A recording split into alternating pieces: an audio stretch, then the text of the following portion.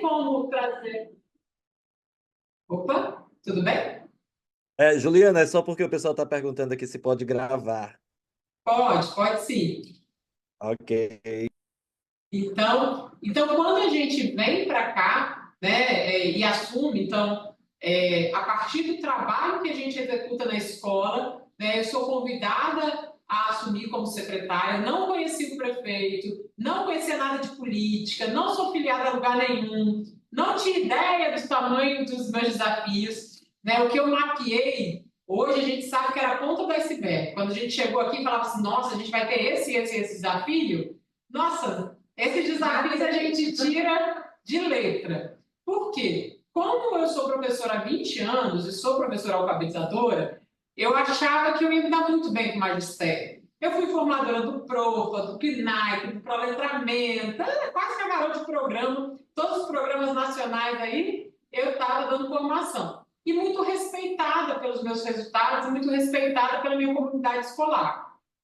E eu achava que, de fato, eu ia ter desdobramento e dificuldade com a política e que ia voar com o magistério. E quando eu cheguei aqui foi muito diferente. A resistência pela resistência, a dificuldade de compreensão em relação a resultado, o medo de avaliação, as falas muitas vezes repetidas, mas de senso comum. Algumas coisas que eu sei que meus colegas secretários vivenciam também, que aí eu já descobri que isso não é exclusividade minha, né? Eu fui vendo como uma grande angústia quando eu cheguei aqui.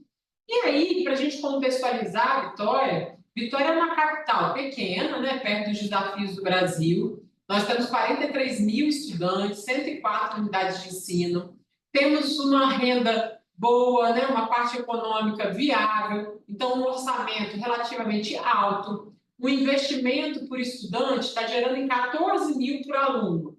Esse é o investimento dado pelo Tribunal de Contas. Então, eu tenho um orçamento aí de 700 milhões para cuidar de 104 escolas, para cuidar de 43 mil estudantes e para matar vocês de inveja e dizer que eu não tenho transporte escolar, não tenho essa treta, porque, na verdade, Vitória é muito pequenininho, então a gente garante aí o atendimento em todas as regiões. Só que quando a gente abriu os dados de Vitória, tudo que a gente tem de política pública, que a gente acreditava que dava resultado, Vitória tinha. Vitória tem professor formado, mestre e doutor, 5% dos nossos professores da sala de aula são doutores. Nós temos bibliotecário em todas as escolas, nós temos infraestrutura maravilhosa nas escolas, alimentação de qualidade, enfim, o que a gente acreditar, formação de professores e tal. Mas quando você pegava os resultados, isso não estava coerente. Então, o nosso IDEB, nos anos iniciais, é 5,6. Mas ele é 5,6 desde 2015. Ele é 5,6 e estagnado. Então, os outros municípios do Espírito Santo foram crescendo e a gente continuou estagnado nisso. Continuava, esperando o dia 14 de agosto com muita ansiedade no coração.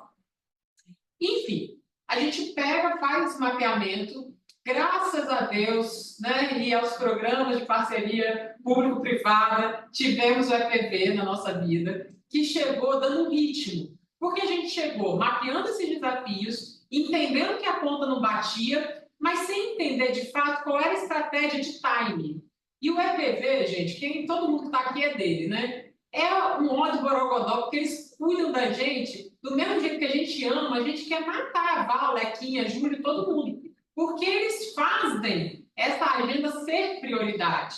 Essa agenda é prioridade? É. Só que quando a gente está secretário, uma criança que cai e que machuca o dente, um professor que é agredido, uma outra coisa que foge da nossa governabilidade pedagógica, ela dá muito mais repercussão do que o menino não aprender. Faltar carne na escola me dá muito mais impacto de mídia negativa, de problemas políticos, do que o menino não aprender. Então, é natural que você seja puxado o tempo inteiro do seu foco, que é esse foco de aprendizagem. E vocês chegaram nos dando esse direcionamento e os time mesmo. Tem que fazer reunião com o professor, tem que fazer reunião com o diretor, tem que entender, vamos pegar e tal. E aí, o que nós estruturamos aqui? Num primeiro momento, nosso maior desafio que a gente mapeou era a redução da desigualdade territorial, porque nessas 53 unidades de ensino que eu tenho no ensino fundamental, eu tenho escola com IDEB 7,6 e eu tenho IDEB com 4,2. Então, assim, essa desigualdade territorial era uma coisa brutal na rede. Para isso, a gente estruturou 3 ações pedagógicas, que é o monitoramento. Então, de fato, a gente começou com as avaliações. Vitória não tinha nenhuma avaliação da rede, cada professor fazia só a sua avaliação individual, não tinha nenhum parâmetro de rede.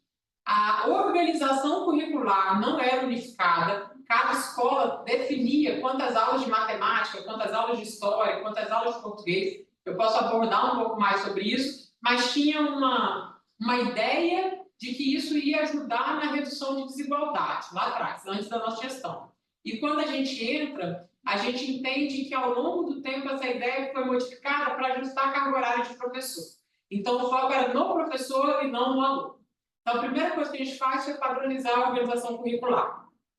Padronizou a organização, trouxe projeto de vida desde o primeiro aninho, trouxe inglês desde o primeiro aninho e trouxe clube de leitura desde o primeiro aninho, isso para as escolas parciais também. Tá? A gente fez um investimento alto em tempo integral, saímos de 4 para 30, mas trouxemos coisas que funcionam no tempo integral na educação parcial, e isso também fez muita diferença. Criamos, então, essa avaliação da rede, junto com a EPV, criamos uma assessoria customizada. Hoje, antes, como funcionava? A escola tinha um problema, ela ligava para a secretaria, quem atendesse o telefone era dono do problema. Hoje, cada escola tem o seu assessor pedagógico. Em média, um assessor ele cuida de 6, 7 escolas, né, que é o que ele tem cuidado. Então, esse assessor conhece a realidade da escola, sabe quando tem falta de professor, sabe quem é o pedagogo potente, quem é mais fraco, o que está acontecendo, se o diretor precisa ter, né, um amor, ou seja, a gente precisa ter uma conversa mais enfática. E esse assessor, ele monitora muito de pertinho a escola, com visita em loco, com visita presencial. E tivemos um foco no diretor. Para mim, tanto eu quanto Luana, contei assim, da minha trajetória, tive o convite e convidei Luana, tive o privilégio de poder montar minha equipe como secretária e convidei Luana, que já era gestora numa escola de periferia, também com altos resultados, com uma crença no estudante e com uma paixão que eu acho que a gente precisa ter para estar nesse caminho. E Luana assume aqui como subsecretária pedagógica, trazendo à tona que o diretor tem que ter foco pedagógico. E aí criamos os alinhamentos quinzenais. Vitória ama uma sigla, a gente odeia, mas a gente não conseguiu mudar isso. Então, todas as nossas escolas não são chamadas pelo nome, elas são chamadas por siglas. E a gente montou também uma sigla chamada AQ, Alinhamento Quinzenal, que acontece para a gente semanalmente. Uma semana eu estou com os diretores de CEMEI, uma semana com diretores de EMEF. E esse alinhamento tem feito total diferença. No início foi muito desgastante, porque é um momento que você põe todos os diretores juntos e vira muito de lamentação, vira ataque político, vira reclamação infundada, vira um monte de coisa. Mas a gente entendeu que eles precisavam também ter um espaço de fala e que a gente precisava ter um espaço da gente falando que a gente estava acreditando enquanto rede.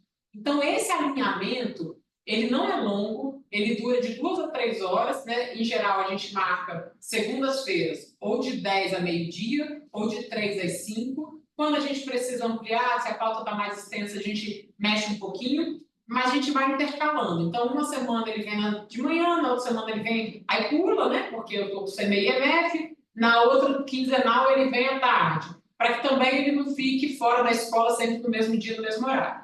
Isso ajudou muito, porque a gente trouxe para eles esse compromisso de rede, visão de rede, quais são os objetivos da rede, e aí a gente fala disso muitas vezes. Acho que assim, trouxemos também, importante, o foco na alfabetização no primeiro ano.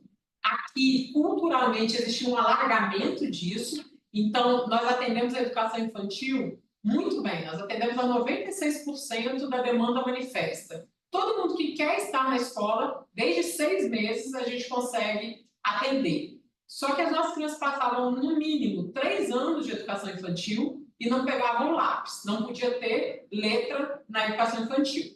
E aí a gente trouxe essa discussão, essa ainda está muito penosa, não está uma discussão fácil, essa a gente ainda apanha todo dia e o outro também, mas a gente apanha achando que está valendo a pena, então a gente toma um banho quente no dia seguinte e volta para apanhar de novo no negócio. E agora? A gente se acolhe, a gente manda uma mensagem motivacional uma para outra, fala que vai dar certo e vai. Mas Tá dando. tá dando. Na educação infantil ainda a gente já percebe um avanço, mas ainda a gente tem algumas limitações dessa discussão. E no fundamental, quando na educação infantil nem pegava no lápis, o primeiro ano era um ano de transição, o menino ia acostumar a sentar, pegar no lápis, abrir o caderno. O segundo ano ele começa o nome dele, o nome dos amigos, o nome da mãe. Aí no terceiro ano decide quem vai reprovar e quem vai passar, porque não pode reprovar todo mundo. E aí vai, chegava no quarto ano com um número muito grande ainda de aluno não alfabetizado. E a gente trouxe essa responsabilidade da alfabetização no primeiro ano. Foi muito difícil, logo que a gente começou a falar nisso. Várias vezes eu fui impedida, eu queria dizer isso, eu fui impedida de estar em reuniões, porque eles falavam, Juliana, você vai e você só fala, está inflamando. Eu falava, gente, a alfabetização é no peitinho. É no peitinho. Porque a pessoa da classe média que é gestante, ela acaba comprando livro, ela lê livro, tem livrinho de banho. Essa história do ambiente alfabetizador é natural em determinados espaços da sociedade.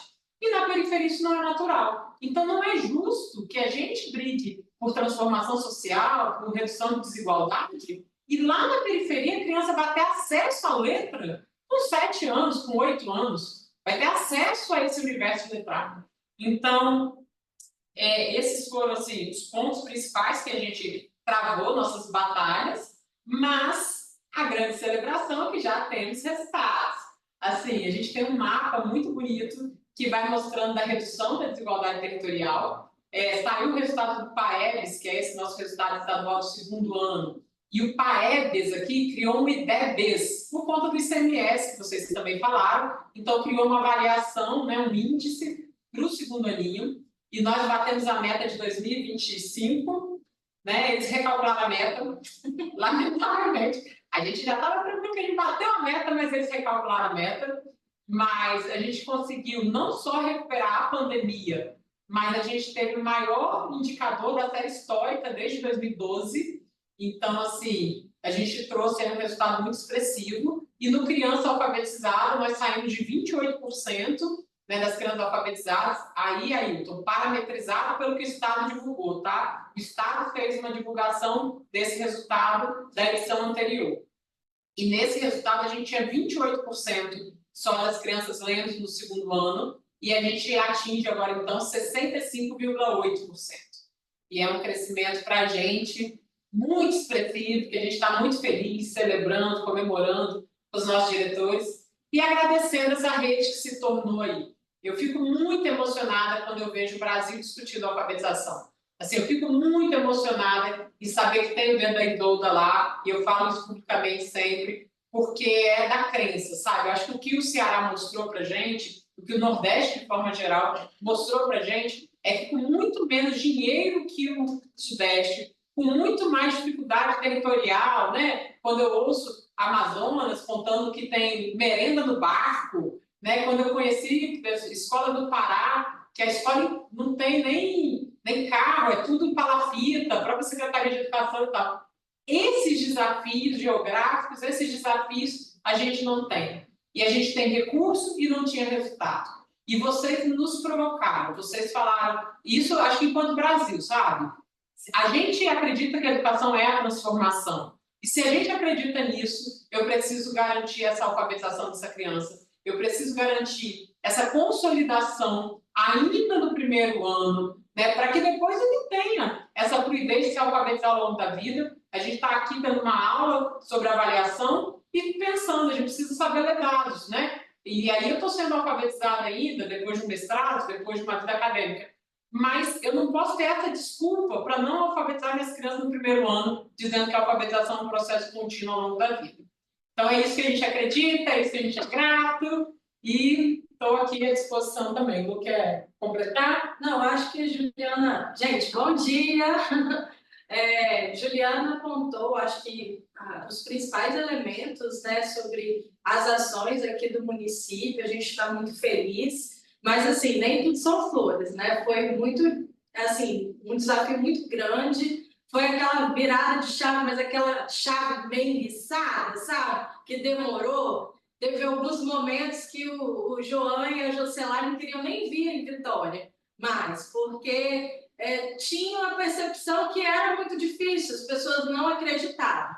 E o que nós fizemos aqui foi trabalhar com as pessoas, com uma mudança de cultura, né? De trazer que é importante, que todos nós somos responsáveis, cada um no seu lugar, no seu espaço, mas todo mundo é responsável, seja do administrativo, do diretor, do pedagogo, do professor que está lá na ponta, que precisa ter o cuidado, precisa ser acolhido, ele não pode se sentir sozinho, e trazer esse fogo pedagógico. Assim. Quando a gente começou a trabalhar com os dados, nos processos formativos, trazendo essa corresponsabilização para todas as pessoas e todos os setores, isso foi trazendo um conhecimento técnico, trazendo esses dados, essas evidências, e aí a gente começou a trazer o brilho no olho das pessoas, e aí as pessoas começaram a acreditar. E isso fez toda a diferença, né? Então, para a gente olha os resultados com muita alegria, né? Comemora 5 minutos, que a gente aprendeu com o EPV, que a gente olha os resultados, celebra 5 minutos e depois já vê quais são as necessidades que a gente precisa ainda atacar, e a gente está trabalhando muito nesse direcionamento, de ver ainda o que é possível fazer, o que a gente ainda não conseguiu alcançar, para a gente buscar e correr atrás, para a gente alfabetizar todas as crianças, consolidar a alfabetização no segundo ano, mas que essa alfabetização aconteça no primeiro ano. Então, no primeiro aninho, todo mundo precisa sair lendo. Então, quando a gente começa a entender isso como uma rede, e essa rede consegue entender que isso é uma meta de todo mundo, a gente começa a ver que a chave começa a rodar com mais facilidade. Então, a gente está muito feliz pelos nossos resultados.